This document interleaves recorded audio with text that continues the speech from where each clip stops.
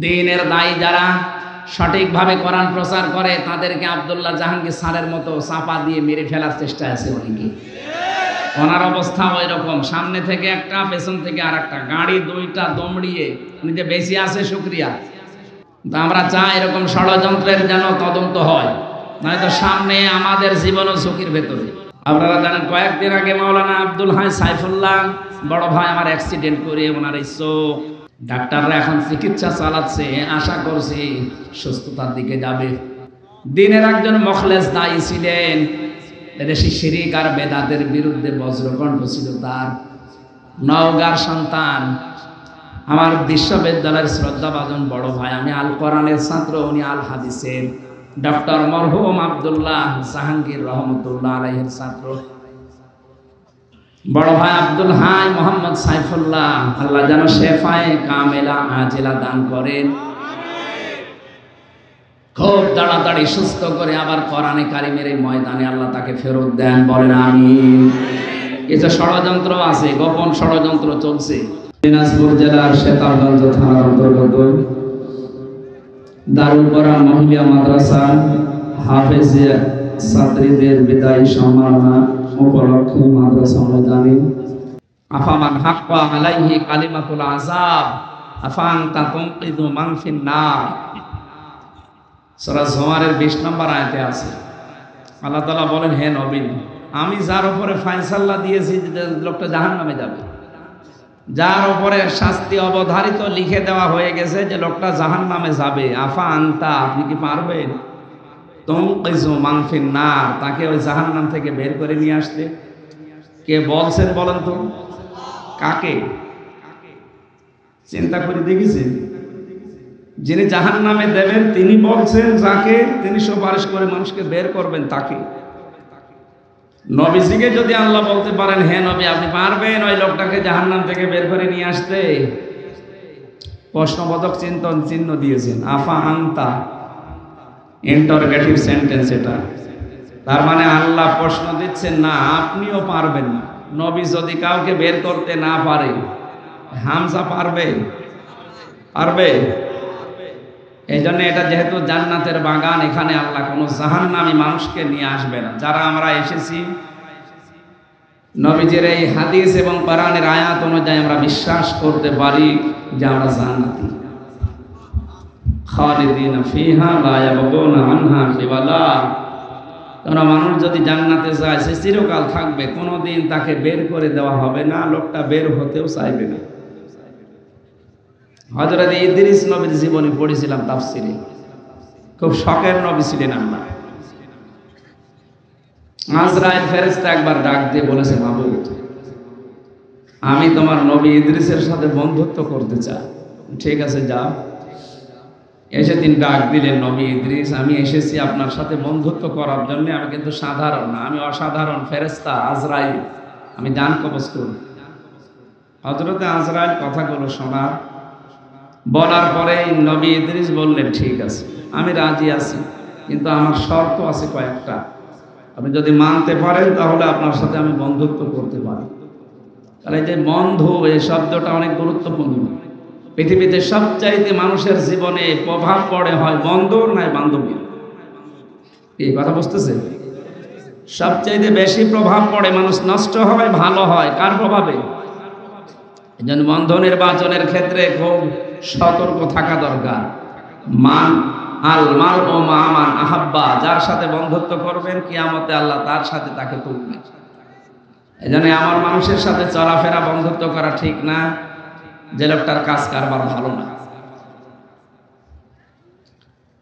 হযরতে আজরাইল আলাইহিস সালাম বললেন, ঠিক আছে বলেন আপনার শর্ত কি? নবী ইদ্রিস বলেছেন, এক নম্বরে আমি জানি আপনি মানুষের জান কবজ করেন। আমি আল্লাহর বক্তব্য জানি যে পৃথিবীর সব মিথ্যা হলেও মরণের যন্ত্রণা মিথ্যা না। আপনি আমাকে এখন মেরে ফেলেন, জান কবজের যে কষ্ট এটা আমি একটু দেখতে চাই, আমার শখ এইটা। এটা কি? আমি বললাম না ক্লাস চলছে, 1 2 ছেলে মেয়েরা যেভাবে জবাব দেয় এভাবে জবাব দেবে। এটা আমার শখ। কি? আমি শখ করে মরতে চাই যে কেমন লাগে আমি দেখি। ঠিক আছে। 2 নাম্বার শর্ত আমার, জাহান্নামে মানুষকে আল্লাহ নাকি কষ্ট দেয়, এটা আমি শুনেছি। কিভাবে মানুষ জাহান্নামে কষ্ট পায়? লা ইয়ামুতু ফিহা ওয়া লা ইয়াহইয়া। ওখানে গেলে মানুষ মরবেও না, বাঁচবেও না। আপনি আমার একটু জাহান্নাম দেখাবেন, বা বের করে দেবেন, একেবারে আমি থাকতে চাই না। 3 নাম্বার শর্ত আমার, আমি জান্নাত দেখতে চাই।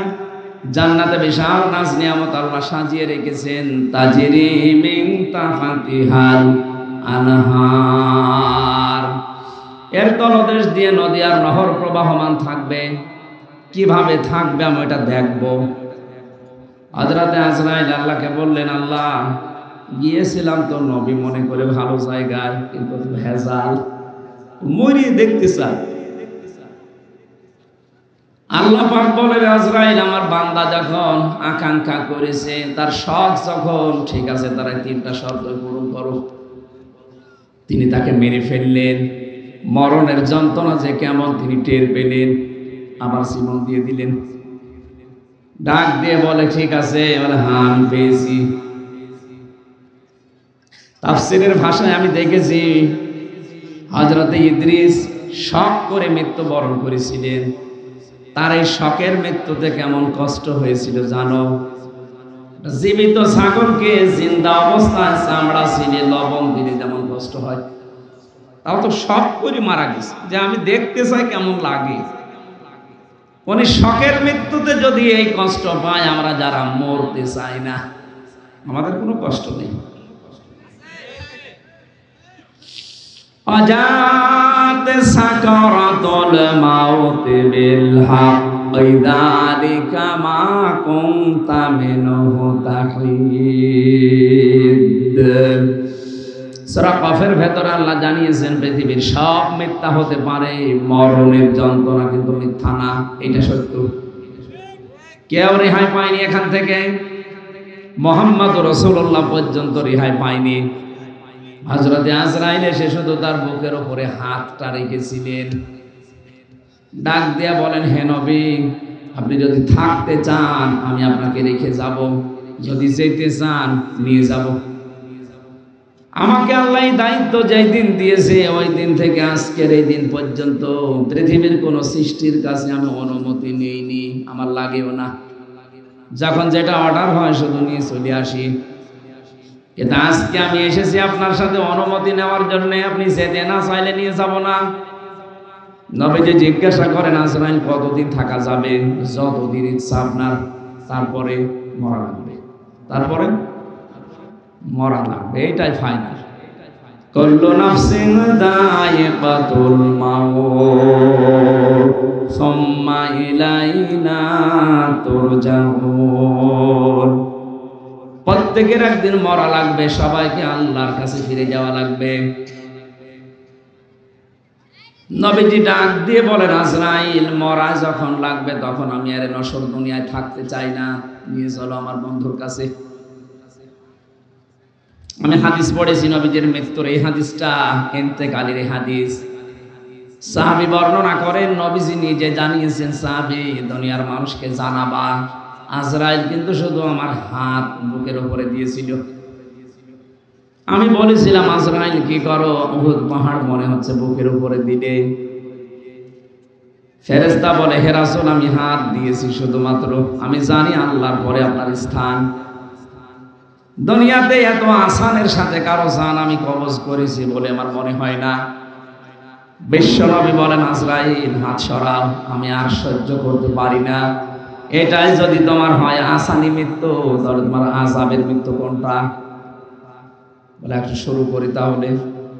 নবীজি ওই দিন বলেছেন, আজরাইল যত কষ্ট দেওয়া যায় মৃত্যুর আমাকে দিয়ে দাও, আমার এতিম উম্মতকে তুমি এইভাবে কষ্ট দিও না। গোপন কথা, হযরতে আজরাইল ওই দিন তিনি বলে ফেলেছিলেন, হে রাসূল, আপনার উম্মতদেরকে আপনি শেষ কথাটা জানিয়ে যান। এই মানুষগুলো যদি 5 ওয়াক্ত ফরজ নামাজ আদায়ের পরে আয়াতুল কুরসির 10টা ক্ষমতার কথা আল্লাহ দিয়েছেন। কয়টা? 10টা ক্ষমতার কথা আল্লাহ এর ভেতরে দিয়েছেন। কোন উম্মত যদি আয়াতুল কুরসির ওই 10টা ক্ষমতার কথা বিশ্বাস করে ফরজ নামাজের পরে 5 বার পড়তে পারে, আল্লাহ তাকে জান কবজের জন্য আমারে পাঠালে এর চাইতেও আসানে আমি দান কবজ করি। প্রশ্ন পেলাম কি? হযরতে আজরাইল আসবে, জানও কবজ করবে, কিন্তু আয়াতুল কুরসি যদি ফরজ নামাজের পরে কেউ একবার করে পড়ে, 5 ওয়াক্ত নামাজে 5 বার, আমরা যেভাবে পড়ছি এইভাবে না, এর ভেতরে 10টা ক্ষমতা কুদরতের কথা আছে। কয়টা?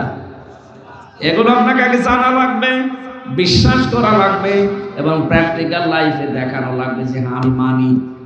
ঝড় আসলে আপনি উল্টিয়ে যাবেন, ওর নাম পড়া না। কথা বুঝতেছেন না? আপনি বোঝেন, আন্দাজে চিল্লিয়েছে। আজরাইলের শর্ত ছিল কি?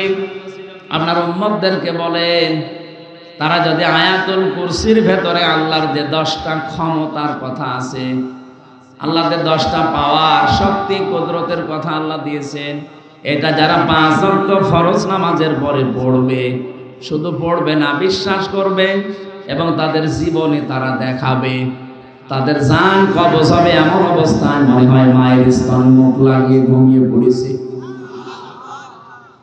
তাহলে আমরা যদি আমলটা শুরু করতে পারি, অন্তত মরণের যন্ত্রণা থেকে আমরা রেহাই পেয়ে যাব। নাকি? সমস্যা হয়ে দাঁড়িয়েছে যে 10টা বিষয়। আমার তো যতটুকু বাস্তবতা আমি দেখতেছি, দেশে 10টা না, একটা আমরা মানি না। তাহলে আয়াতুল কুরসি কিয়ামত পর্যন্ত পড়ি, আপনি কি করবেন?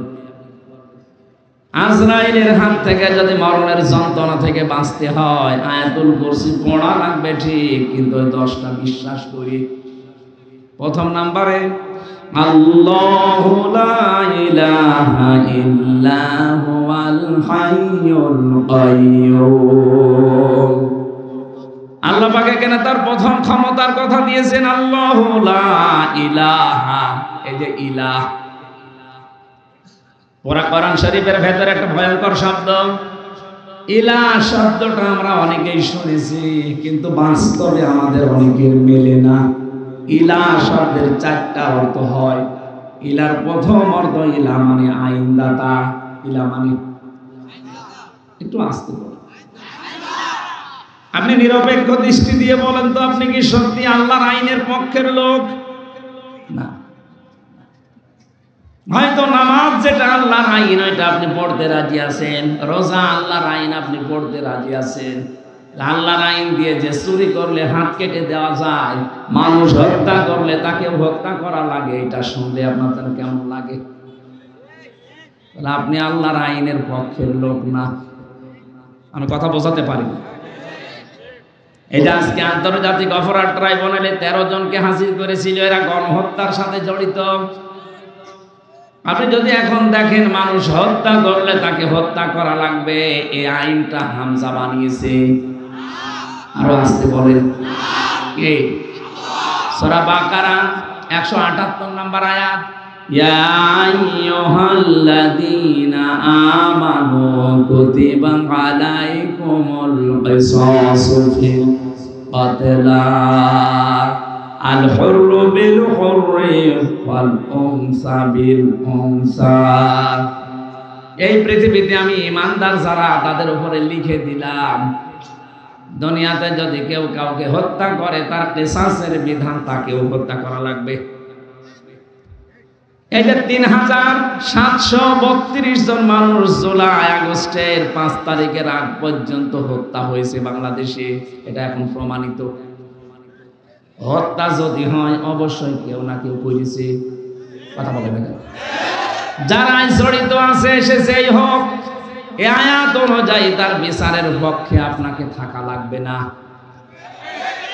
এখন আপনি যদি বলেন না এটা বর্বর আইন, এটা একটা কথা হইলো, মরে নাই গেছে, ওরা যাক, আবার ভালো মানুষও মেরে ফেলবেন। আপনি কি আল্লাহর চাইতে বেশি মায়া দেখাচ্ছেন ওরে? যিনি বানিয়েছে তার চাইতে আপনার মায়া বেশি।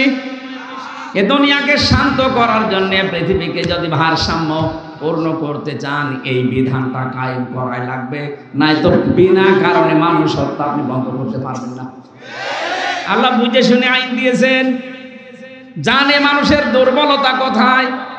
একটা মানুষকে যদি বায়তুল মুকাররমের সামনে নিয়ে ওই জায়গায় এক কোপে দুনিয়া থেকে বিদায় করে দেওয়া হয়, আগামী কিয়ামত পর্যন্ত এই দেশে বিনা কারণে কেউ কাউকে হত্যা করার আদেশ দেবে না। দিয়েছিল না 6 সালে? উনি আদেশ দিলেন, সারা দেশ থেকে আসো, লগে বইটা নিয়ে আসো। কেন আপনি দিলেন এটা? আল্লাহকে আপনাকে ওহী নাযিল করে জানিয়েছে যে লগে বইটা নিয়ে আসতে বলো, মানুষ পিটিয়ে মেরে লাশের উপরে ড্যান্স দাও বলেছে। কোন কারণে এটা করলেন? আপনি হুকুমের আসামি না আপনি? এখন আন্তর্জাতিক অপরাধ ট্রাইব্যুনাল যেটা দিয়ে বিচার হয়েছিল 71 সালের, এটা এখন 24 সালের বিচার হচ্ছে। আজকে থেকে অলরেডি আরম্ভ হয়ে গেছে। এখন প্রমাণ তো সব আমাদের কাছে আছে, তামাম দুনিয়া এখন কত আপডেট, সব প্রমাণ ভিডিও ক্লিপ আকারে আছে। জামালপুরের এক মন্ত্রী ছিল টাকলা মুরাদ, তার মাত্র 6 মিনিট 32 সেকেন্ডের একটা অডিও ক্লিপ ফাঁস হয়েছিল মাহির সাথে। বিশ্রী ভাষায় কথা বলেছিল, ওটা রেকর্ড হওয়ার পরে ওটা ইন্টারনেটে চলে গেছে। তাও ভিডিও না, অডিও ক্লিপ মাত্র 6 মিনিট 32 সেকেন্ডের। এটা যদি ফাঁস হয়ে তার মন্ত্রিত্ব চলে যায়, তার দলীয় পদ যায়, তার যা ছিল সব থেকে এদেশের সরকার তাকে বাদ দিয়েছে। কথা বলেন না কেন? আর আপনি এই 2 মাসে যা করেছিলেন জুলাই আগস্টে, সব কিন্তু ভিডিও, সব ভিডিও। আপনি কি মনে করছেন এখানে আমি বসে আছি কেউ দেখতে পারছে না? আমেরিকায় বসে বসে দেখতেছে। এই জন্যই তো আজ হারুন আঙ্কেলকে খুঁজে পাওয়া যাচ্ছে না। যে বিপ্লব কুমার সরকার পাওয়া যাচ্ছে না, জানে যে যেখান থেকে যাই করেছি আমি মাটির নিচে বসে সিদ্ধান্ত নিলে ওখানে ওইটা ওরা ফিট করে রেখেছে। এত উন্নত তারা। তামাম দুনিয়া জানতেছে, হ্যাঁ এগুলো ভিডিও ক্লিপ সব ধরা আছে। 2006 সাল থেকে 24 সাল পর্যন্ত যত কিছু করেছেন এখন সবগুলোর বিচার সামনে। আমরা চাই মানুষ হত্যা করার বিচার, যেহেতু মানুষ হত্যা করা লাগবে, যদি প্রমাণ হয় এগুলো কোনো বিচার নাই, একবারে এদের শেষ করে দিন। সামনের দুনিয়ায় যারাই আসবে চেয়ারে, তারা চিন্তা ভাবনা করে মানুষ মারার অর্ডার দেবে। আর এখন যদি এরা ছাড় পেয়ে যায়, সামনে যারা চেয়ারে বসবে ওরা বলবে চল, অসুবিধা নেই। এই জন্য দুনিয়ার ভারসাম্য রক্ষা করার জন্য বিচার খুব দরকার। আর বিচার সম্পন্ন করার জন্য, ন্যায় বিচার করার জন্য আল্লাহর আইন মাস্ট বি লাগবে। এই জন্য ইলাহ শব্দের প্রথম অর্থ আইন। ইলাহ মানে যিনি আইন বানাতে পারেন। আলাহুল খালক ওয়াল আমর তাবারাকাল্লাহু রাব্বুল আলামিন। বলেন আল্লাহু আকবার। আল্লাহ পাক বলেন আমি বানিয়েছি দুনিয়া, কারো সাহায্য আমার লাগেনি, আমি বানিয়েছি। আলাহুল খালক ওয়াল আমর, দুনিয়া আমি বানিয়েছি, এখানে আইনও চলবে আমি আল্লাহর। এখন এই যে বিচার আরম্ভ হয়ে গেছে, চলছে। এই কয়েক বছরে 15.5 বছরে যে বিচার আমরা দেখলাম, দেখে অনেকেই খুশি ছিল। হ্যাঁ ঠিক আছে, ওরা অপরাধী, ওদের বিচার করেন। আরে ওটা 50 বছর আগে, আর আপনি একেবারে টাটকা অপরাধী। ওরা তো 71 সালে 50 বছর পার হয়ে গেছে, আর আপনারটা মাত্র 2-3 মাস আগের। বিচার আরো কত তাড়াতাড়ি হওয়া দরকার। সত্যি যদি বিচার যেভাবে হচ্ছে হবেও, আমি আশা করছি হবেও, যদি হয়ে যায় এই দেশ দেখবেন ঠান্ডা হয়ে যাবে। এই বিশ্বাস নিয়ে আপনাকে আয়াতুল কুরসি পড়া লাগবে যে আমি আল্লাহর আইনের পক্ষের লোক। কেউ হত্যা করেছে, হ্যাঁ তাকে মেরে ফেলা লাগবে, কোনো মায়া মহাব্বত এখানে নেই। কেউ চুরি করেছে, তার হাত কেটে দেওয়া লাগবে, এইটাই বিধান। এখন যদি বলেন হ্যাঁ একটা জীবিত মানুষের হাত কেটে দেবে, একটা কথা হইলো, আপনি আল্লাহর চাইতে বেশি বোঝেন। আমার রিমান্ডে যারা নিয়েছিল ওই অফিসারগুলো মাটির নিচে হয় না, ঘরের ভেতরে ওরা মাঝে মাঝে এমন কথা বলতো মনে হচ্ছে যে আল্লাহ চাইতে বেশি বোঝে, আল্লাহরও ভুল ধরত না, এটা ঠিক হয়নি আল্লাহ। আমি বাকিগুলো নাই বল না, ওইটা বলা আমার উদ্দেশ্য না। আমি শিক্ষা দিচ্ছিলাম ইলাহ মানে আইনদাতা। আল্লাহ কি আইনদাতা না? বলেন বলেন। 2 নম্বরে ইলাহ মানে সার্বভৌম ক্ষমতার অধিকারী। আমি কিন্তু এই যে কোরআন শরীফ সামনে নিয়ে বলছি, আল্লাহর কসম আমি কোনো দিকে টেনে বলছি না, যা আছে তাই বলছি। ইলার দ্বিতীয় অর্থ কি বললাম? সার্বভৌম ক্ষমতার অধিকারী। সার্বভৌমত্বের অধিকারী কে বলেন তো? এটা আল্লাহ বারবার কোরআনে দিয়েছেন, লিল্লাহি মুলকুস সামাওয়াতি ওয়াল আরদ ওয়া হুয়া আলা কুল্লি শাইইন কাদির। আল্লাহ পাক বলেন এই যে আকাশ জমিনের যে সার্বভৌম ক্ষমতা, মুলকিয়াতের মালিক দুনিয়ার কেউ না, এটা আমি আল্লাহ নিজে। সত্য কথা বলছি আমি, কোরআন একেবারে হাতে নিয়ে আপনি কি মনে করবেন আমি জানি না। বাংলাদেশ জামাত ইসলামী তার নিবন্ধন হারিয়েছে শুধু এই কথাটা তাদের এই সংবিধানে লেখা থাকার কারণে। ওরা যদি বলতো না সার্বভৌম ক্ষমতার অধিকারী আল্লাহ না জনগণ, ওদের জীবনও নিবন্ধন কেড়ে নিতে পারতো না। কারণ এই দেশে যারাই বলে সার্বভৌম ক্ষমতার অধিকারী, ক্ষমতার উৎস জনগণ, তাদের নিবন্ধন সব ঠিক আছে, তাদেরটা কেড়ে নেওয়ার কোনো বুদ্ধি নেই। কিন্তু যারা বলে না আমরা জনগণকে ক্ষমতার উৎস মানি না, ক্ষমতার উৎস একচ্ছত্র মালিকানা আল্লাহর, এই জন্য এটা বাদ দিয়ে দিয়েছিল। পরবর্তীতে এখন আবার ফেরত দিয়ে দিয়েছে। কারণ ৯৬% মুসলমান এখানে বাস করে, এখানে বেশি এড়ি করে টিকে থাকা যাবে না। যা করা লাগবে এদের মাথায় কাঁঠাল ভেঙে করা লাগবে। ইলা শব্দের বাকি 2টা অর্থ বললে আপনি মেনে নিতে পারবেন না, রাগ হচ্ছে না যে কি গো আমি আয়াতুল কুরসি পড়বো সওয়াব হবে 1 করে 10টা, আর এ কি বলে? অথচ আয়াতুল কুরসির প্রথম শব্দ ইলাহ, আল্লাহু লা ইলাহা ইলানে কথা বলছে না কেন? ইলাহ শব্দের প্রথম অর্থ আইনদাতা। আল্লাহ ছাড়া কেউ আইন দিতে পারে না। আল্লাহর আইন বাদ দিয়ে অন্য আইন যারা মানে সে কাফির। এমনকি আল্লাহর আইন বাদ দিয়ে অন্য কোনো আইন দিয়ে যদি কেউ বিচার করে সেও কাফির। এটা আমি বানালাম না, মানে অমাল্লাম ইয়াহকুম বিমা আনজালাল্লাহু ফাউলাইকা হুমুল কাফিরুন। যারা আমার নাযিলকৃত বিধান দিয়ে বিচার করে না, ফয়সালা দেয় না, আমি আল্লাহ বলছি ওরা কাফির, ওরা ফাসিক, ওরা জালিম।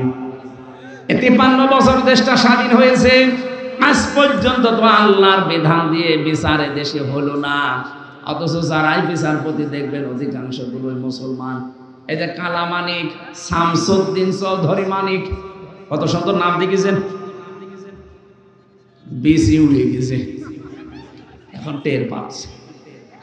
আজকে আদালতে তুলেছি, চোরের মতো যাচ্ছে না। আমি যে বিষয়টা বোঝানোর জন্য বারবার রিপিট করছি, এরপরও যদি ছাত্র যারা আছেন, ছাত্রী যারা আছেন না বোঝেন, আমি কিন্তু আবার ফের ওই শুরুতে চলে যাব।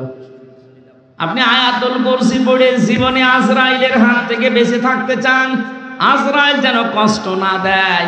মায়ের স্তনে মুখ লাগানো অবস্থায় মানুষ যেমন ঘুমিয়ে পড়ে, আপনি ওইভাবে ঘুমিয়ে পড়তে চান।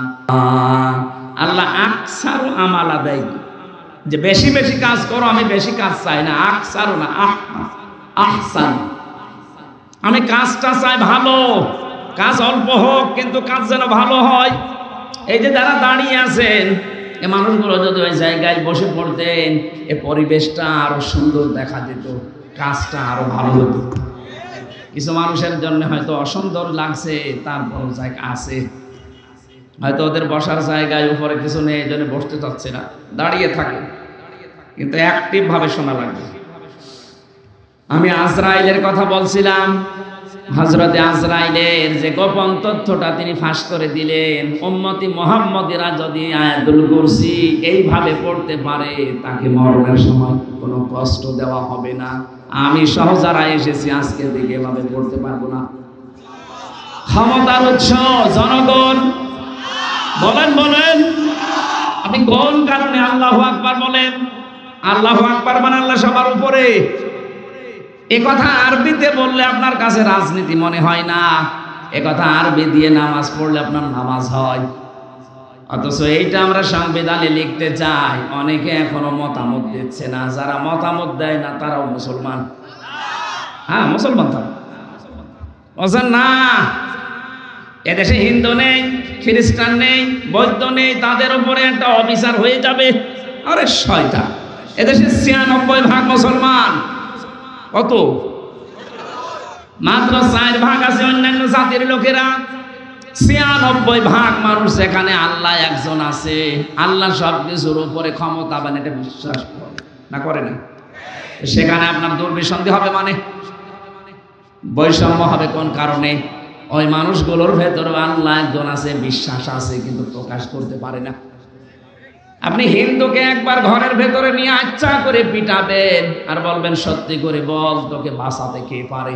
ও জীবনেও হরি, দুর্গা, হবলের নাম বলবে না, ও বলবে আল্লাহ একজন আছে।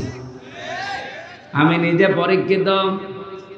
যখন বরিশালে পড়তাম চরমনাই, ওই সময় মাঝে মাঝে নৌকায় যেতাম, তখন ব্রিজ ছিল না। নৌকায় ওঠার পরে দেখি ঝড় উঠেছে। আমরা যারা মুসলমান বলছিলাম ইলাহা ইল্লাল্লাহ, হিন্দু দাদা আর দাদি দুইজনেই বলছে লা ইলাহা ইল্লাল্লাহ। কি গো, চেহারা দেখে মনে হচ্ছে অন্য ধর্মের। কালেমা পড়েন মানে মুসলমান হয়েছেন? বলছে না, কালেমা পড়েন। আমারে বলছে যে ঝড় উঠেছে এ ঝড়ে কালী দুর্গার কাজ না, এ আল্লাহ লাগবে। ওরাও জানে দুনিয়াতে কঠিন বিপদে পড়লে মানুষ হিসাবে আমরা যে মানবীয় গুণাগুণ নিয়ে বড় হচ্ছি, আমাদের ভেতরে একটা দুর্বলতা আছে, অস্থিরতা আছে।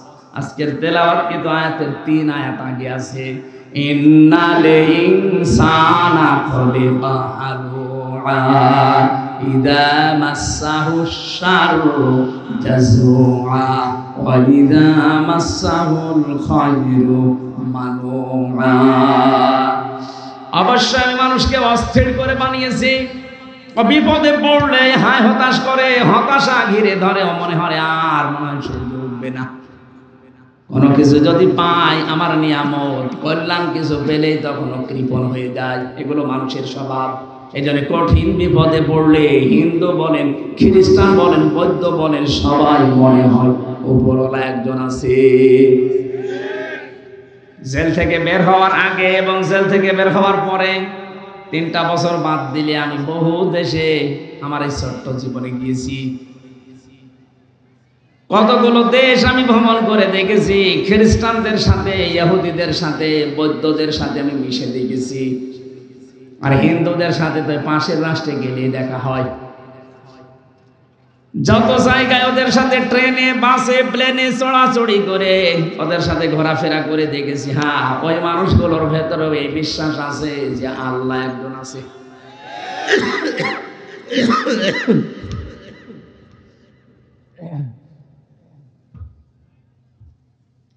হয়তো সরাসরি আল্লাহ এটা বলে না, কিন্তু উপরওয়ালা বলে। কি বলে? উপরওয়ালা বলে ডাকে। কয়েকদিন আগে আমি ইংল্যান্ডে ছিলাম, কি সিঙ্গাপুরে গিয়েছিলাম। ওখানে খ্রিস্টান বেশি। যে মানুষগুলো আমার সাথে দেখা করতে এসেছিল, যাওয়ার সময় নেতা গোছের মানুষ, তারা ওই দেশ চালায়। ওনারা আমাকে এই শর্ত দিয়েছে যে আপনি কথা বলবেন আপনার ধর্মীয় গ্রন্থ যেটা আছে কোরআনে কারীম, ওরা কোরআন জানে, কোরআন থেকে কথা বলেন, কিন্তু কোনো ধর্মকে আপনি ছোট করবেন না। আমি বলেছি কোনো ধর্মকে আমি ছোট করার জন্য আসি নাই, কিন্তু সত্য ধর্ম যেটা সেটা আমি তুলে ধরবই। ৪,৫০০ ধর্ম আছে দুনিয়াতে, আল্লাহর কাছে মনোনীত মাত্র একটা ধর্ম, ইন্নাদ-দীনা ইনদাল্লাহিল ইসলাম। আল্লাহ পাক বলেন আমার কাছে একমাত্র মনোনীত পছন্দনীয় ধর্মের নাম ইসলাম, বাকি 4,500 যা আছে সব মানুষের বানানো, মানুষ উলট পালট করেছে। শিক্ষিত মানুষ তো ভেতরে যেহেতু বিবেক আছে একটু নাড়া দিয়েছে। আমি বললাম আপনার এখনই মুসলমান হওয়া দরকার নেই, এখন ঈমান আনা লাগবে না, আপনি চিন্তা ভাবনা করেন। ইংরেজি ভার্সন পাওয়া যায়, কোরআনের তাফসীর বের হয়েছে, আপনি পড়েন, পুরাটা একবার পড়ে আমার সাথে বলবেন। এই যে নাম্বার হোয়াটসঅ্যাপ সব দিয়ে গেলাম, কথা বলবেন। আমি মাঝে মাঝে যোগাযোগ করি, কি কত দূর হয়েছে, কেউ বলে 2 পারা চলছে, কেউ 3 পারা। ওরা ইংরেজিতে ড্রাইভিং করা, ওইগুলো পড়ে। টনি বেলাওয়ারের শালিকা, টনি বেলাওয়ার নাম শোনেননি? এই লোকটার শালি ছিল, ছোট শালি। ও আমেরিকা থেকে ইরানের তেহরান বিমানবন্দরে এসে নেমেছে। ওকে খ্রিস্টানরা গোয়েন্দা হিসাবে পাঠিয়েছে। ও কিন্তু অনার্স মাস্টার্স করা একটা মেয়ে। বিশ্ববিদ্যালয় থেকে, তাও পৃথিবীর নাম করা বিশ্ববিদ্যালয় থেকে অনার্স মাস্টার্স করে, ডক্টরেট করে, পিএইচডি করে এসে নেমেছে। কোটি কোটি ডলার তাকে দিয়েছে যে মুসলমানদের কাছে যাবে তাদের ঈমানটা ধ্বংস করার জন্য। খুব সুন্দরী মহিলা, আপনি ইন্টারনেটে সার্চ দেবেন, পাবেন। এত ফর্সা, ওর উপরে যেগুলো দেখা যায় এগুলো যদি এত ফর্সা হয়, বাকিগুলো নাই নাই বললাম। এত সুন্দরী। তেহরান বিমানবন্দরে নামার পরে এক মুসলমান এগিয়ে এসেছে। ও মাই ব্রাদার, এদিকে আসেন। ডাক দেওয়ার পরে বলছে আপনারা ইসলাম মেনে চলেন। আরে ইরান একটা মুসলমান রাষ্ট্র। তেহরানের বিমানবন্দরে নেমে বলছে আমার একটা ইসলাম জানার জন্য অথেন্টিক বই দিন। ইসলাম আমি জানতে চাই, আমি মানব না, আমি মুসলমান হব না, কিন্তু ইসলাম আমি জানতে চাই। নির্ভেজাল ইসলাম জানা যাবে যেই বই পড়লে, ওই বই দিন। আপনার কাছে কোনো হিন্দু এসে যদি বলে যে আমি মুসলমান হব না কিন্তু আমি ইসলাম জানতে চাই, তার অধিকার নেই। এই কথা বলছেন না কেন? কোরআন শরীফ কি আপনার বাবার নাকি? হাদা বায়ানুল লিন্নাস, বায়ানুল লিন্নাস। এখানে আল হাজা বায়ানুল লিল মুসলিমিন দেয়নি, যে মুসলমানদের জন্য না, মানুষ পদবাচ্যে যারা বিবেচিত সবার জন্য কোরআন শরীফ। আমি আপনার বিবেকের কাছে বলছি, কোন খ্রিস্টান এসে যদি বলে হামজা আমি মুসলমান হব না, ঈমান আনবো না, কিন্তু আমি ইসলাম জানতে চাই, আপনি জবাব দিতে পারবেন না যে তার অধিকার নেই? অধিকার আছে না? এখন প্রশ্ন আসতে পারে, কোরআন শরীফ ওযু ছাড়া তো ধরা যায় না, ও তো খ্রিস্টান, ও তো হিন্দু মানুষ, ওর তো ওযু নেই। আমি রিমান্ডে এক অফিসার পেয়েছিলাম, দেবদুলাল। এর কোরআন শরীফের যে আয়াত আছে, আমি একটা হাফেজ মানুষ, আমি কোরআনের উপরে অনার্স মাস্টার্স করেছি, অথচ ওর কাছে মনে হচ্ছে যে আয়াত আমার শেখা লাগবে। এমন এমন আনকমন আয়াত বলে বলে বাংলা অর্থ বলেন। রাত 12টার পরে আসতো রিমান্ডে, মাটির নিচে, ভোর 6টায় যেত, একা একা যেহেতু কবরের মতো জায়গায় আমি আছি, ঘুম তো আসতে চাই না। ওই অফিসারের সাথে ডিসকাস করতাম, বলেন তো দেখি। আমি প্রথমে মনে করতাম কি গো, এই যে এখানে নাম লেখা থাকে দেবদুলাল, দেখেই বুঝলাম যে নাম যা, এ মনে হয় ফুল হাতা, হাফ হাতা না, ফুল হাতা না। আমি বললাম দাদা আপনি শিখেছেন কোন জায়গা থেকে? বলছে আমি অনার্স মাস্টার্স করা মানুষ। আমি ওই সময় থেকে একটা কিউরিসিটি জেগেছে আমার ভেতরে, একটা অনুভূতি যে আমি মুসলমানদের কোরআন শরীফ পড়বো। আমি কিন্তু এখনো মুসলমান হইনি, কিন্তু পুরাটা আমার পড়া আছে। অনেক ওরা তাগামরের আয়াতগুলো আমাকে শোনাতেন। হ্যাঁ, তেলাওয়াত শুদ্ধ আছে, তেলাওয়াত বেশ সুন্দর, গ্রামাটিক্যাল কায়দা দিয়ে পড়ে, বাংলা অর্থ তো ওর আন্দাজে জানাই আছে, ইংরেজিতে ভাষণ দিত। দেখেন তো এই মানুষগুলো অন্য ধর্মের মানুষ হওয়ার পরে কোরআনে কারিম কত আয়ত্ত করতে পেরেছে। আর এখানে যে হাফেজ মেয়েদের বাবা বসে আছে, আমার মনে হয় এখানে আলেম বাদ দিয়ে বাকি যারা পাবলিক, এদেরও কোরআনের প্রতি এরকম দখল নেই। মুসলমান আমরা। লরেন বোধ এই মহিলা মুসলমানকে বলছে আপনি কোরআন শরীফ আমাকে দেন, নাকি বলেন নির্ভেজাল ইসলাম আমি জানতে চাই। আপনাকে একটা এমন একটা বই দেবেন যে বই পড়ে আমি নির্ভেজাল ইসলাম জানতে পারি। এখন যদি আপনি ফাজাইলে আমাল তুলে দেন, হবে? ওর মধ্যে কত দুর্বল হাদিস আছে। আর ও তো বলেছে আমি নির্ভেজাল ইসলাম জানতে চাই। পৃথিবীর কোনো বই নির্ভেজাল না, একটা বই আছে নির্ভেজাল, কোনো ভেজাল নেই। যালিকাল কিতাবুলা রাইবা ফীহ। মুসলমান তাকে কোরআন শরীফ দিয়েছে, শুধু না তাফসীর দিয়েছে। এই নেন, এটা পড়লে আপনি নির্ভেজাল ইসলাম জানতে পারবেন। উনি বলছে আমি 3 বছর লন্ডনে ছিলাম, ইরানে ছিলাম, 3টা বছর পড়া কোরআন শরীফ আমি আনাকুম জানাকুম পড়ি নাই, পড়ার মতো পড়েছি। প্রতিটি শব্দের অর্থ আমার একটা না একাধিক অর্থ আমার আয়ত্তে আছে। এটা গিরিশচন্দ্র সেনের নাম শুনেছি, উনি নাকি কোরআন শরীফ প্রথম বাংলা করেছে। না, ওনার আগেও 2 জন করেছিল, নয়মুদ্দিন আর বসমিয়া। এই 2 জন মিলে আগে করেছে আংশিক, আর পূর্ণাঙ্গ কোরআন বাংলায় অনুবাদ করে দেখিয়েছে নরসিংদীর এই গিরিশচন্দ্র সেন। কোরআনের তাফসীর করতে হলে এক একটি শব্দের একাধিক অর্থ আপনার জানা থাকা লাগবে। আমি কোরআনের ছাত্র, সারাটা জীবন আমার এই 33 বছর বয়সের আমার মনে হয় 22 বছরই কোরআনের উপর চলছে। এরপরও আমার যা ধারণা, আমার যা বিশ্বাস, আমাকে যদি বলেন কোরআন শরীফের প্রতিটি শব্দের অর্থ বলেন না, আমার মনে নেই, আমার দেখা লাগবে। শুধু আমি কেন, এখানে যত বড় মহারথী থাকুক, প্রধান অতিথিকে জিজ্ঞাসা করেন তো কোরআন শরীফের প্রতিটি শব্দের অর্থ বলতে পারবে? কেউ পারবে না। অথচ হিন্দু মানুষ, উনি যেহেতু তাফসীর লিখেছে, তাফসীর করার জন্য কতগুলো বিষয় আয়ত্ত করা লাগে, তাহলে এক একটা শব্দের অর্থ কমপক্ষে 33টা পর্যন্ত তার জানা লিখেছে। কয়টা বলেন? কিন্তু কোরআন তাকে হেদায়েত দেয়নি, কারণ তার মন ছিল না। ও মারা যাওয়ার পরে জানাজা হয়নি, কবরে দেয়নি, পুড়িয়ে ফেলেছে। আজকে কোরআনের একদিন তাফসীর শোনা না। প্রধান অতিথি বলছিলেন আপনি নামাজ পড়েন না, কোরআন শুনতে আসেন। শুধু আজকের এই একদিন না, কিয়ামত পর্যন্ত যদি এখানে তাফসীর হতেই থাকে, আপনার যদি মন তৈরি না হয় যে আমি ভালো হব, হামজা না হামজার বাবা আসবে, আপনার কিছু হবে না। লরেন 3টা বছর পড়েছে, শুধু কোরআন শরীফ না, 86 তার 6টা হাদিস ওর সাথে তাফসীর আকারে মিলিয়ে পড়েছে। পুরাটা 3 বছর শেষ করার পরে মুসলমান হয়ে গেছে। সাংবাদিকরা ডাক দিয়ে বলছে কি, আপনি একজন খ্রিস্টান। তামাম দুনিয়ায় সবচাইতে বেশি মানুষ বাস করে কোন ধর্মে? খ্রিস্টান। বলেন। এরপরে মুসলমান। আমরা হচ্ছে 175 কোটি, আর ওরা 250 কোটি। বাকি অন্যান্য জাতির লোকরা আছে তামাম দুনিয়ায় 750 কোটি মানুষ আছে। 257টা রাষ্ট্র আছে। সব চাইতে বড় রাষ্ট্রের নাম বাংলাদেশ। কয়েকদিন আগে আমি মালয়েশিয়া ছিলাম, সফর করে দেখলাম বাংলাদেশের চাইতে 8 ডবল বড়। 8টা বাংলাদেশ জোড়া দিলে যত বড় হবে এক মালয়েশিয়া একাই অত বড়।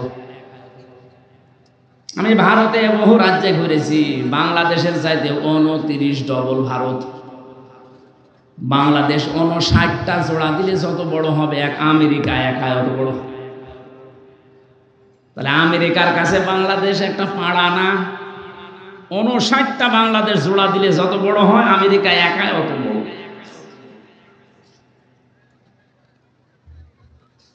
মাঝে মাঝে মানচিত্রের দিকে তাকিয়ে দেখবেন বাংলাদেশে 257টা রাষ্ট্রের ভেতরে মনে হয় কলমের একটা মাথার মতো, তাও বোঝা যায় না।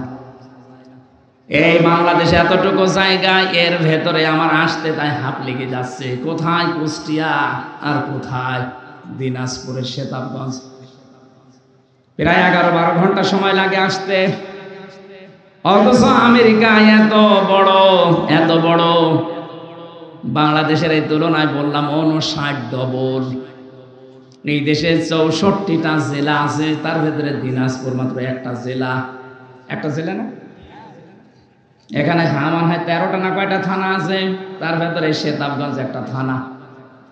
এ থানায় কতগুলো গ্রাম আছে, সেই গ্রামের ভেতরে এই ধনতলা না কি যেন দেখলাম, দনতলা, যাই হোক এটা উল্টাপাল্টা নাম তো। এই একটা গ্রাম, গ্রামে কত জায়গা দেখছেন না?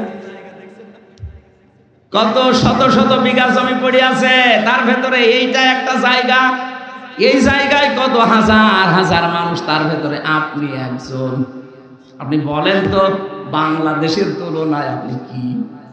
কিছুই না।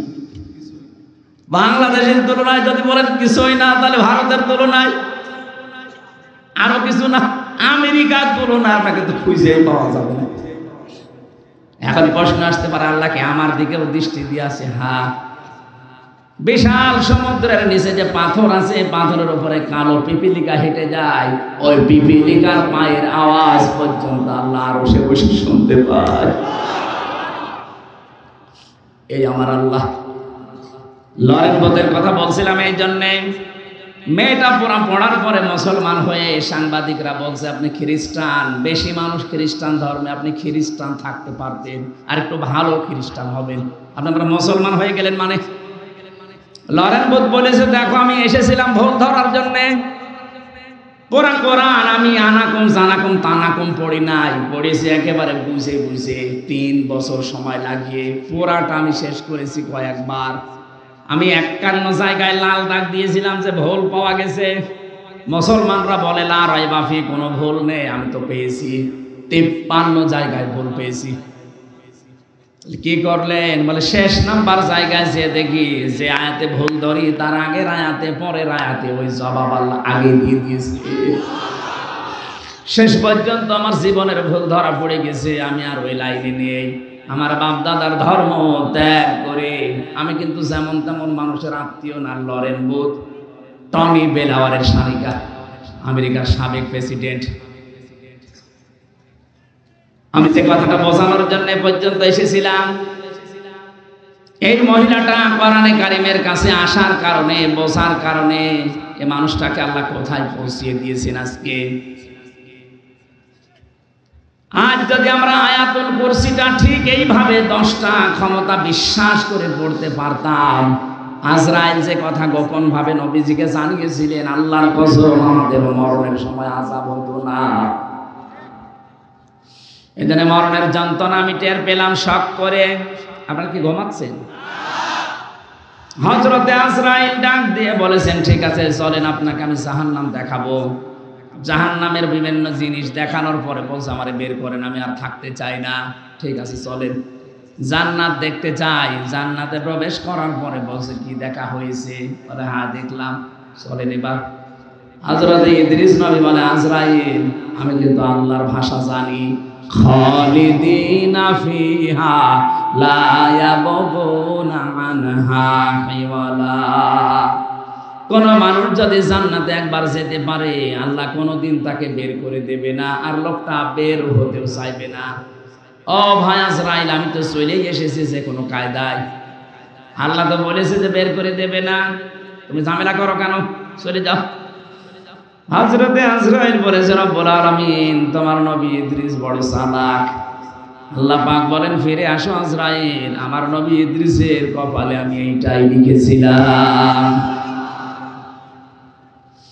আমি কথাটা বোঝানোর জন্য এই হাদিসটা নিয়ে এসেছি যে জান্নাতে কোনো মানুষ যদি একবার প্রবেশ করতে পারে, আল্লাহ পাক তাকে বের করে দেয় না, সে বের হতেও চায় না। এটা যে নবীজির ভাষায় জান্নাতের বাগান, আপনি বিশ্বাস করেন তো? কথা বলেন না কেন? তার মানে এখানে আমরা যারা এসেছি, এই প্যান্ডেলে যারা আছি, আমরা সবাই নবীর ভাষা অনুযায়ী জান্নাতি। বলেন আল্লাহ আমাদেরকে বের করে দেবে না, আর আমরা বের হতে। এখন দেখেন কোনটা চলে যাচ্ছে। যেইটা যাবে বুঝবেন ওর জান্নাত ভালো লাগছে না। অন্তত আল্লাহ ধৈর্য ধারণ করে এ পর্যন্ত যখন বসিয়েছেন, তাফসীরুল কোরআন মাহফিল আপনি লিখে দিয়েছেন, তেলাওয়াতকৃত আয়াত থেকে আমরা তাফসীর আকারে কথা বলতে চাই। আমা তাওফীকি ইল্লা বিল্লাহ। সুবহানাল্লাহ।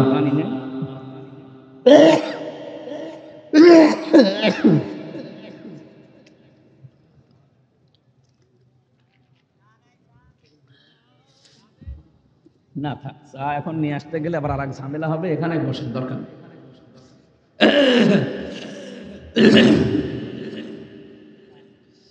সুবহানাল্লাহ আলহামদুলিল্লাহ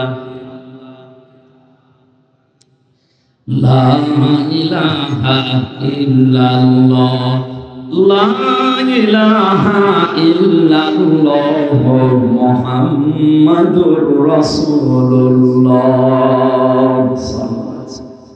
নবীজির উপরে দরুদ আর সালাম পড়ে আমরা আলোচনায় যাচ্ছি। আজকের আলোচনার বিষয় হচ্ছে মুসল্লিদের গুণাবলী। আমরা মুসল্লি না?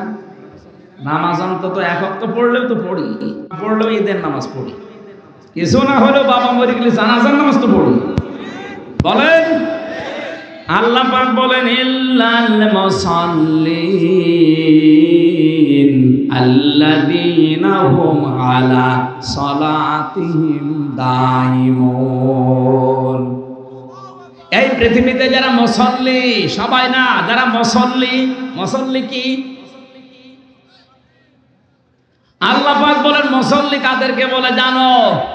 আল্লাযীনা হুম আলা সালাতিহিম দাইমুন, যারা তাদের নামাজের উপরে স্থির, নামাজের উপরে দায়েম এবং কায়েম থাকে সর্বদা। নামাজের উপরে যারা থাকে, 2 ওয়াক্ত পড়ে 3 ওয়াক্ত পড়ে না এমন না। এটা নিয়ে আসতে গেলেন তো না ভাই?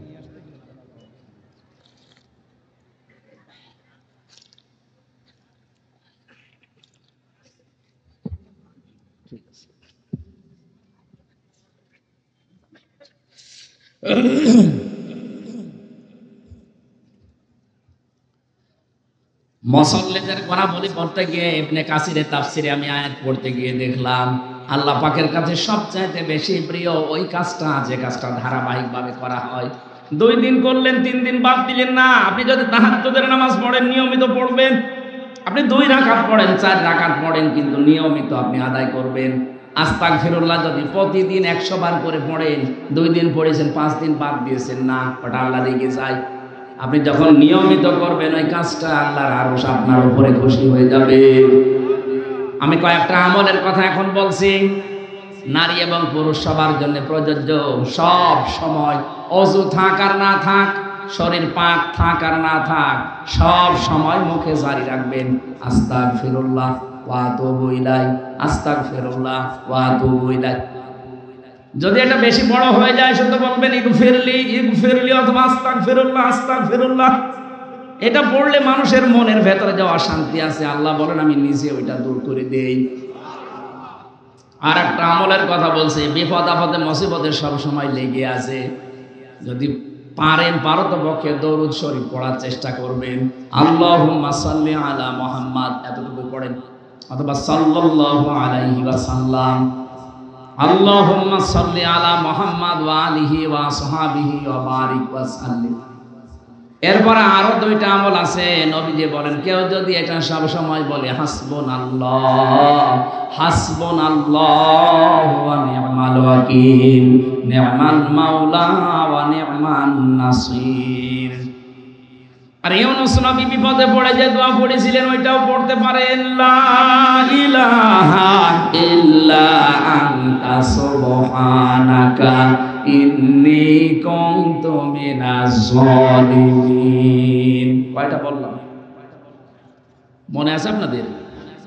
1 নম্বরে আস্তাগফিরুল্লাহ, 2 নম্বরে দরুদ শরীফ, 3 নম্বরে আপনি সব সময় চলতে ফিরতে হাসবুনাল্লাহ অথবা লা হাওলা ওয়ালা কুওয়াতা ইল্লা বিল্লাহ এ পর্যন্ত সব সময় যদি মনের ভেতরে মুখের ভেতরে জারি থাকে, কঠিন বিপদ আকস্মিক অ্যাক্সিডেন্ট থেকে আল্লাহ বাঁচিয়ে দেবে।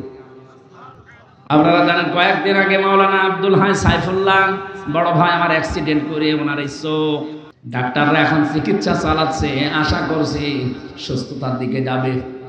দিনের একজন মখলেস দায়ী ছিলেন, দেশি শিরিক আর বেদাতের বিরুদ্ধে বজ্রকণ্ঠ ছিল তার।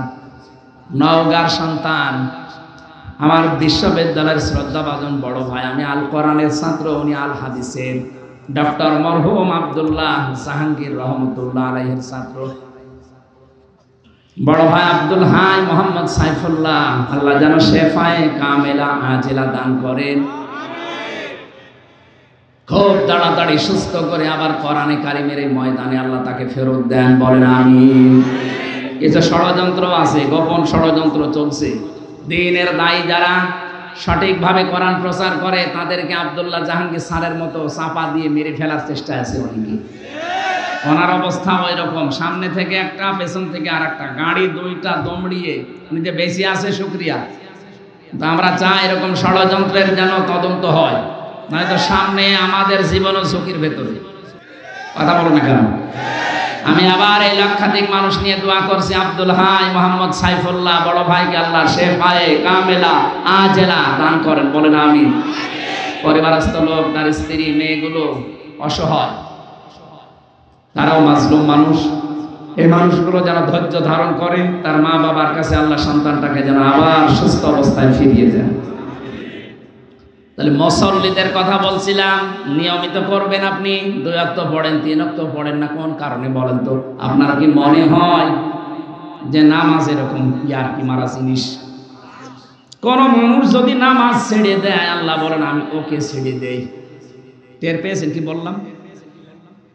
কোন মানুষ যদি ফরজ নামাজ বাদ দিয়ে দেয়, আল্লাহ বলেন আমি ওকে বাদ দিয়ে দেই।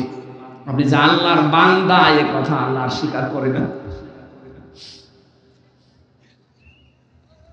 কিয়ামতের ময়দানে আল্লাহ মানুষের ভেতরে যখন বিচার করবেন, হঠাৎ এই আলতাফুরকে সামনে নিয়ে হাত ধরে নবীজি বলবেন, এই যে আমার উম্মত, বিচার করেন। আল্লাহ বলবেন বিচার করা যাবে, কিন্তু এইভাবে না, ঘিরে কুদরতের চাদর দিয়ে চারিদিকে ঘিরে ফেলবে আলতাফকে।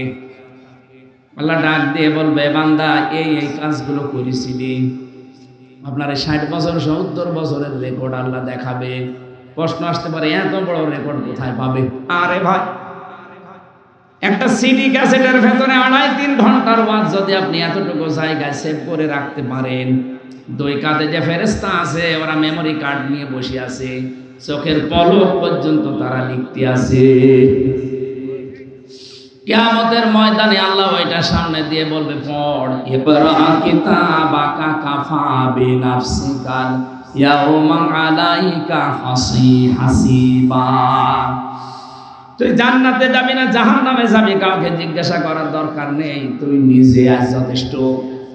দিনাজপুরবাসী খুব খেয়াল করে শোনেন, আমি তো আলতাফ ভাইকে বললাম, আমাদের প্রত্যেককে আল্লাহ নিজের সামনে নবীজি হাত ধরে বলবেন, আল্লাহ এই আমার উম্মত, বিচার করে। আপনি এবার নিজের সাথে বিচার ব্যবস্থাটা মিলান তো। আমাকে যদি আল্লাহ নিয়ে যেয়ে বলে, হামজা এই যে দিয়ে দিলাম আল্লাহর কাছে, নাও। আল্লাহ যদি বলে, হামজা ধরে আমি 33 বছর বয়স, 2024 সালের অক্টোবর মাসের 31 তারিখ পর্যন্ত তোর মাফ করে দিলাম, যা, তোর হিসাব দেওয়া লাগবে না। শুধু নভেম্বরের 1 থেকে 19, এই 19টা দিনের হিসাব দিয়ে তুই আমার জান্নাতে চলে যা।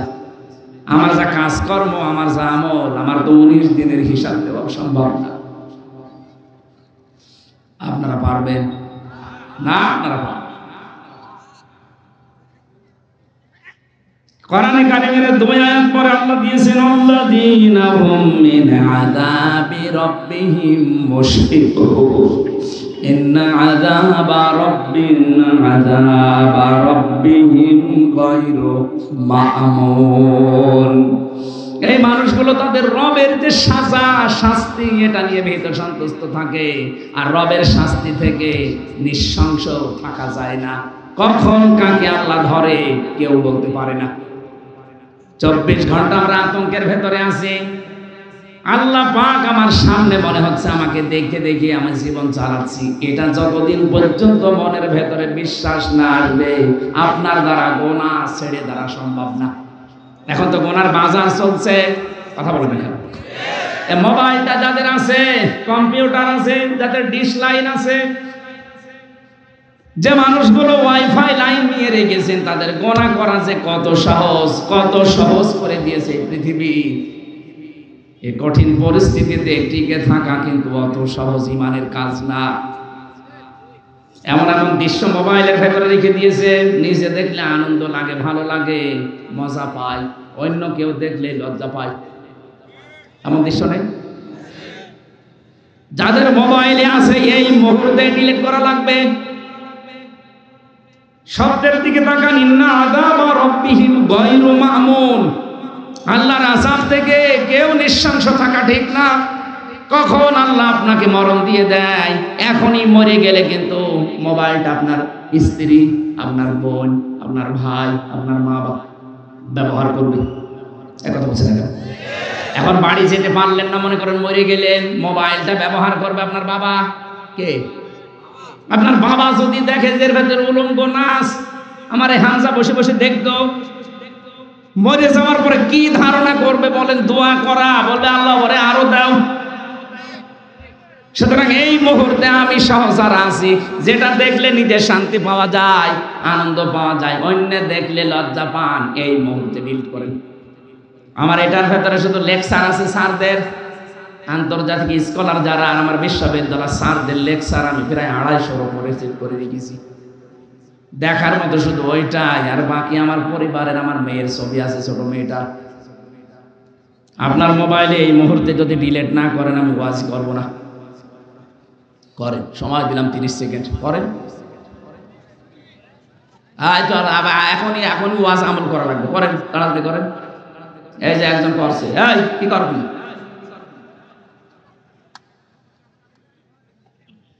নেন, ভিডিও করছে, আপনি করছেন কিনা করেন, তাড়াতাড়ি করেন। যার মোবাইল আছে অ্যান্ড্রয়েড মোবাইলে, এই মুহূর্তে মোবাইল থেকে ভিডিও অপশনে যান।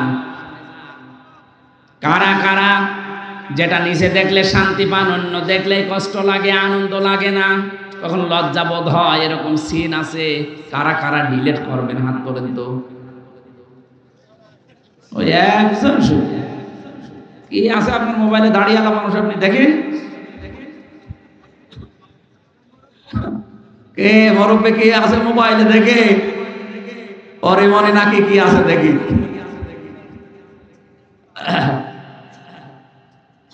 বাটন মোবাইল নিয়ে এসেছে, ও কি দেখবে? না, আমি হাসির জন্য দেয়নি। আপনি বলেন তো কি জবাব দেবেন এখনই যদি মরে যান? আর মোবাইলটা নিয়ে যদি আপনার বউ দেখে, বলবে কি নিয়ে সংসার করতাম? নাউজুবিল্লাহ, এর চরিত্র এত খারাপ, এটা বলবে না বলবে না? বলে বলবে না?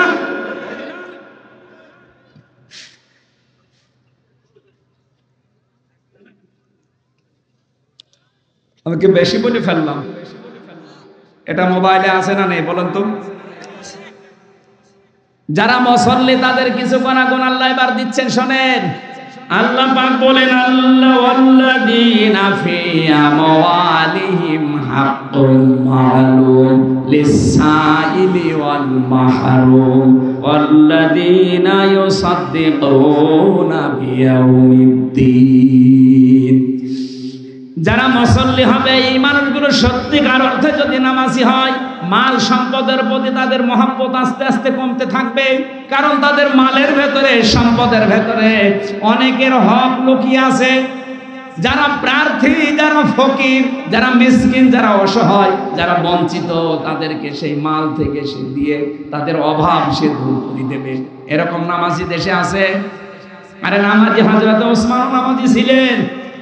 নবীজির কাছে এক ভিক্ষুক এসে বলে, হে রাসূল, আমি আজ কয়েকদিন যাবত কিছু খাইনি, দয়া করে আমার কিছু খাবার দিন।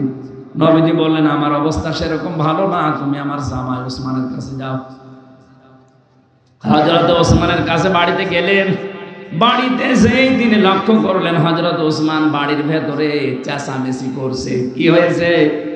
মানে মাগরিবের আগে ওনার স্ত্রী বাতি ধরিয়েছে, ল্যাম্পো বাতি বলে না, ওই বাতি গ্যাঞ্জাম করছে বাড়িতে, স্ত্রীকে গরম দিচ্ছে। এত তাড়াতাড়ি বাতি ধরানো দরকার কি? এখনো তো সন্ধ্যা লাগেনি। এই সাইল, এই ভিক্ষুক চিন্তা করছে, আল্লাহ নবীজি কার কাছে পাঠালো? আমার চাইতে বড় কিপটা। মাগরিবের একটু আগে বাতি ধরিয়েছে, তাই যদি বউকে গরম দেয়, এ আমার দান করবে? বিশ্বাস হয় না। নবীজি বললেন, কিছু দিয়েছে? বলে, হুজুর কার কাছে পাঠাইলেন? এটা আমার চাইতে বড় ফকির। নবীজি বললেন, তুমি বোঝো না, যাও, আবার যাও।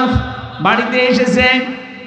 পরের দিন আসার পরে দেখে রোদে তিনি তোলা শুকাতে দিয়েছেন। তোলাগুলো শুকাচ্ছেন রোদে, তোলা উড়িয়ে যাচ্ছে।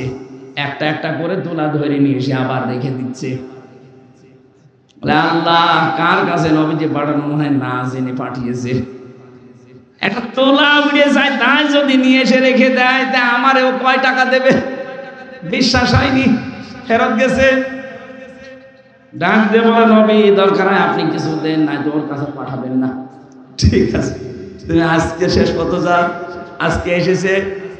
তাকিয়ে দেখছে উঠানের ওপরে রোদে গুড় শুকাতে দিয়েছে, গুড় মিষ্টি জাতীয় জিনিস, পিপিলিকা নিয়ে যাচ্ছে, পিঁপড়ার মুখ থেকে ধরে ধরে খুলে নিয়ে আবার জায়গায় রেখে দিচ্ছে। লোকটা দৃশ্য দেখে বলছে আল্লাহ না আমি চাবো না, এর কাছে চাবো আমি অপমান হবো। নবীদের কাছে গিয়ে বলছে হুজুর আপনি হয় কিছু দেন, নাই তো বলে দিন যে আমি পারবো না, আপনি ওই লোকের কাছে পাঠাবেন না। বিশ্ব নবী বলেন আজকে শেষবারের মতো যাও।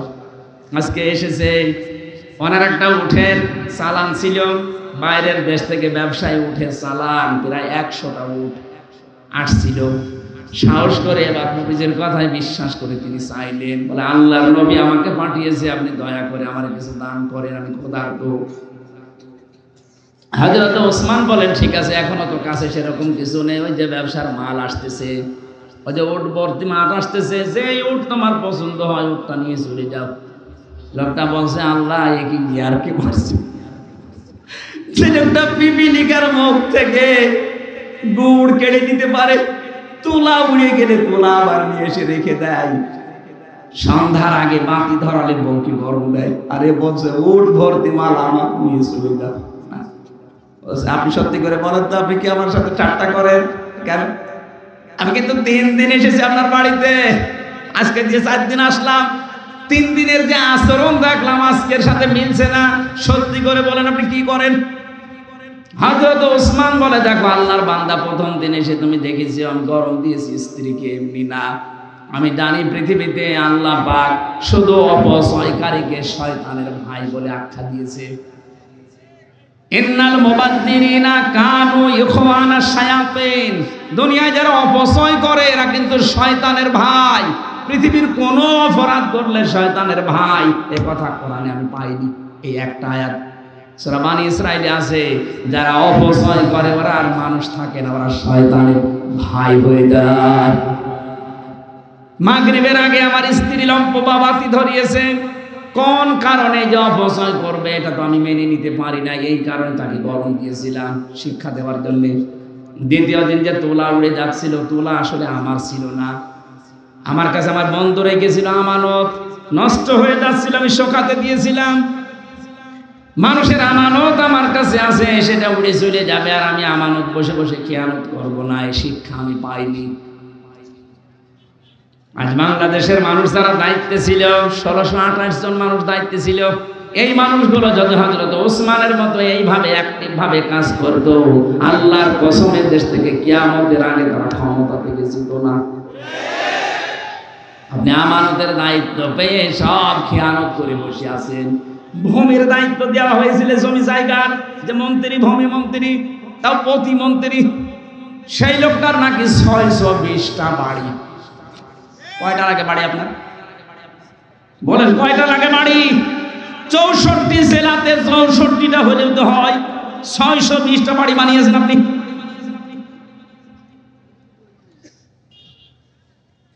আমানতের যারা খেয়ানত করে ওরা আর মানুষ থাকে না, ওরা মুনাফিক হয়ে যায়। আমি মুনাফিক হয়ে যাব, আমি ওসমান কোন কারণে? এই কারণে আমি বন্ধুর ওই তোলা উড়ে যাচ্ছিল বাতাসে, ধরে এনে রেখে দিয়েছি যেন খেয়ানত না হয়। তৃতীয় দিন তুমি দেখেছো আমাকে গোড় আমি পিপিলিকার মুখ থেকে কেড়ে নিয়েছি, এই গোড়টা আমার না, এটা আমানতের গোড়, আমার কাছে রেখে গিয়েছিল। আমি ধনী মানুষ, আমার বাড়িতে জায়গা আছে, কারণে যেহেতু নষ্ট হয়ে যাচ্ছিল এই জন্য রোদে শুকাতে দিয়েছিলাম। পিপিলিকা নিয়ে যাবে আমানতের জিনিস, তার মানে বাংলাদেশে যত মানুষ দায়িত্বে ছিল এই দেশটা তাদের কাছে আমানত ছিল। জনগণের এই সম্পদগুলো সব দ্বারা যদি এইভাবে পাহারা দিতে পারতো, আমরা ঋণের এই বোঝা নিয়ে এখন বেঁচে থাকতাম না। কোটি কোটি টাকা পাচার করে করে দেশটা ফোকলা বানিয়ে দিয়েছে। এখন এই দেশে কেউ জন্ম নিলে তার মাথার উপরে 1 লাখ টাকা ঋণ। টের পাচ্ছেন? তাহলে আপনি যে আমার ওট ভর্তি করায় জিনিস দিয়ে দিচ্ছেন না, এটা আমার আখেরাত তৈরি হচ্ছে। আলতাফ সাহেব যে মাদ্রাসা বানিয়ে দিয়েছে প্রায় 18 লক্ষের উপরে খরচ করে, জমি জায়গা দিয়ে বিল্ডিং বানিয়ে। আমার মহাতামিম না কে যেন বলছিল প্রায় 16 থেকে 18 লাখ টাকা খরচ। ওনার জীবনে আর যা করেছে সবগুলোর হিসাব দেওয়া লাগবে। কোরআনে কারিমের প্রচারের জন্য 18 লক্ষ টাকা কিয়ামতে আল্লাহ ওনার হিসাবের মাইরে রাখবে। তিরমিজি শরীফের হাদিস, নবীজি জানিয়েছেন 3টা জায়গায় পয়সা খরচ করলে আল্লাহ হিসাব নেয় না। 1 নম্বরে যারা পরিবারস্থ লোকদের জন্য খরচ করে, মা বাবা স্ত্রী সন্তানেদের। 2 নম্বরে যে মানুষগুলো দুনিয়াতে দিন কায়েমের জন্য চেষ্টা করছে তাদের পেছনে খরচ করে। 3 নম্বরে যারা এই পৃথিবীতে কোরআন প্রসারে কোরআন কায়েমে যারা আছে তাদের পেছনে খরচ করে। আপনি নিজে যদি সরাসরি যেতে না পারেন, যারা করে এইগুলো তাদেরকে দেবেন। এই টাকার হিসাব দেওয়া লাগবে না। কি করবেন আপনার টাকা দিয়ে যদি দিনের কাজই না হয়? আপনার টাকা আর আবু জাহেলের টাকা সমান। আবু জাহেলের টাকা ছিল না, কারণের টাকা ছিল না, কাজে লেগেছে, লাগেনি। হ্যাঁ, এখানে কয়েকটা বাধা আছে, আমি 5টা বাধা পেয়েছি। বাংলাদেশে আমাদের অনেকের মন আছে দিনের জন্য, রক্তের সম্পর্ক যাদের সাথে আছে তাদের পেছনে আমরা খরচ করি, কিন্তু আমার বউ আর শাশুড়ি এরা বাধা। এরকম পরিবার দেশে নেই? অনেক পরিবারে আছে আমার নিজের টাকা, আমার ভাইকে, আমার বোনকে, আমার চাচাকে, আমার ফুফুকে, যাদের সাথে আমার সম্পর্ক রক্তের, এদের হক নিয়ে আমার প্রতি বলেন না কেন? এটা লিসাইলি ওয়াল মাহরুম, সূরা জারিয়াতের 19 নম্বর আয়াতের ব্যাখ্যা করা আছে, অফি আমওয়ালিহিম হাক্কুল লিসাইলি ওয়াল মাহরুম।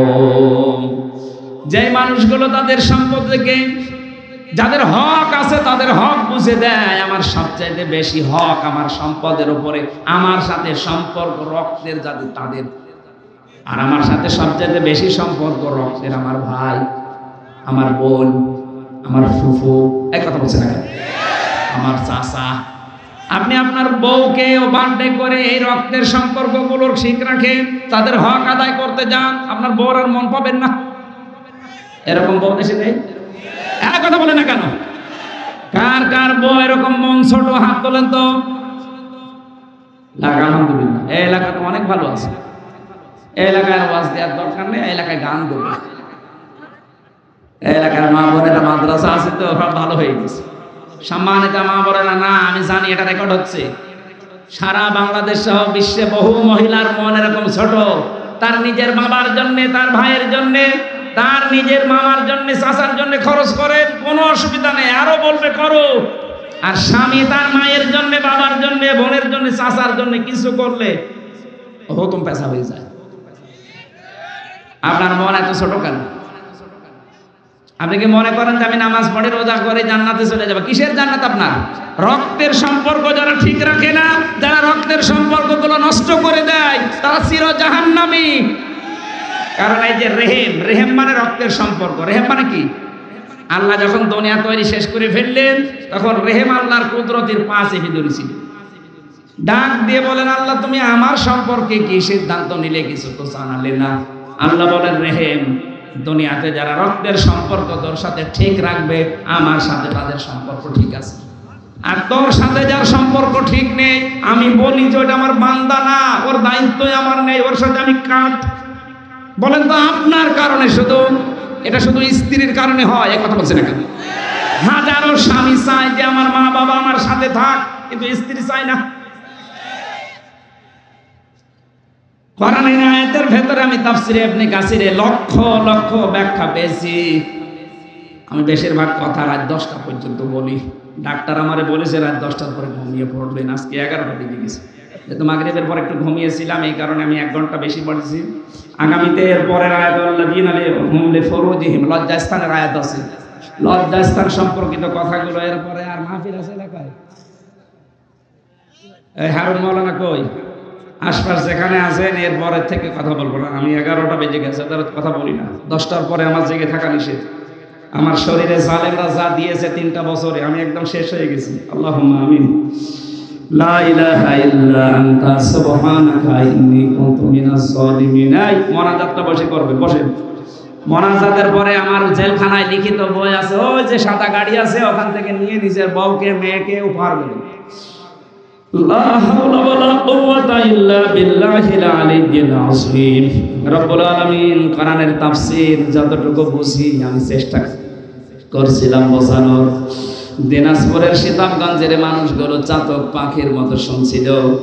কোরআনে কারীম শোনার জন্য যাদের এত আগ্রহ, এই মানুষগুলোকে তুমি মেহেরবানি করে কোরআনের হিদায়াত দিয়ে দাও, সওয়াবগুলো তুমি নবীজির রওজায় পৌঁছিয়ে দাও। এ বিশাল আয়োজনে যারা আশ্রম দিয়েছে এই মাদ্রাসার পক্ষ থেকে, এলাকার যুবক, এলাকার মানুষেরা যারা এগিয়ে এসেছে, আল্লাহ কোরআনের ইজ্জতে তাদেরকে ওসমানের সাথে কবুল করে নাও। আজকে যারা আলোচনা রেখেছে আলেমদের মঞ্জুর করো।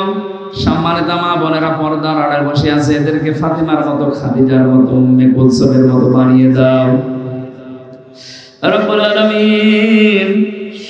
আমাদের স্ত্রী সন্তান যেগুলো দিয়েছো এমন ভাবে তৈরি করে দাও, রব্বানা হাব লানা মিন আজওয়াজিনা ওয়া যুররিয়াতিনা কুররাতা আ'য়ুন ওয়াজআলনা লিল মুত্তাকিনা ইমামা।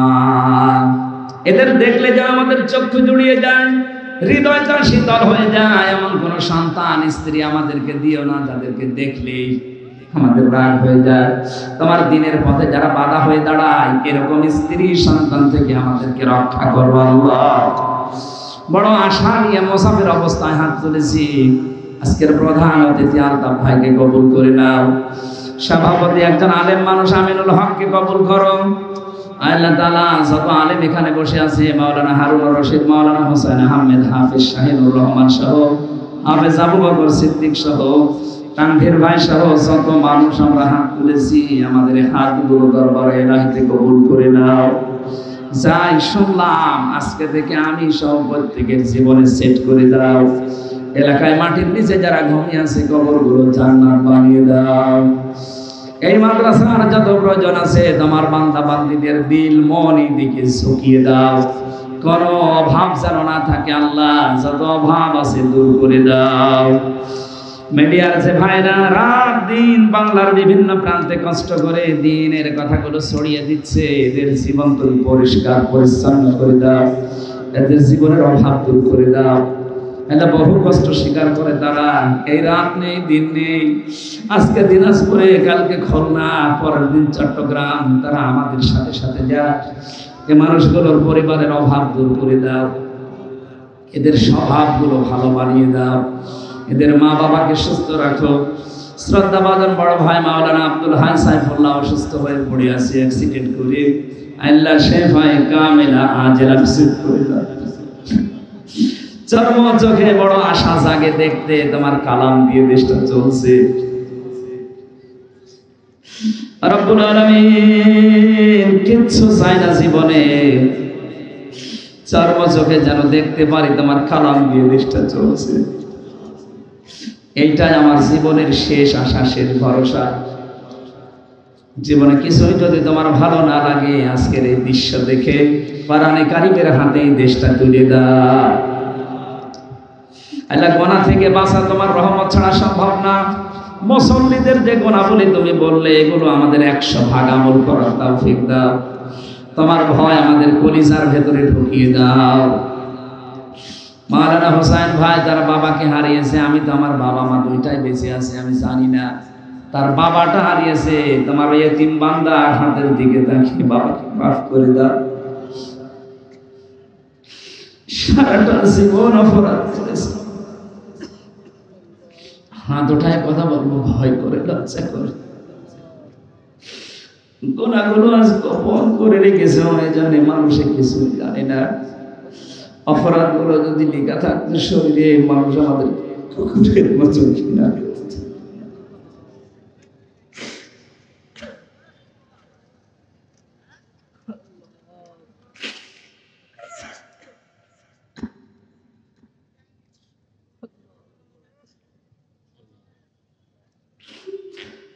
জাহান্নামের যে বর্ণনা পড়েছি, 1 সেকেন্ড সহ্য করা সম্ভব না। আল্লাহ যাই করো আমাদেরকে জাহান্নামে দিও না। জান্নাতের যদি জায়গা না বারান্দায়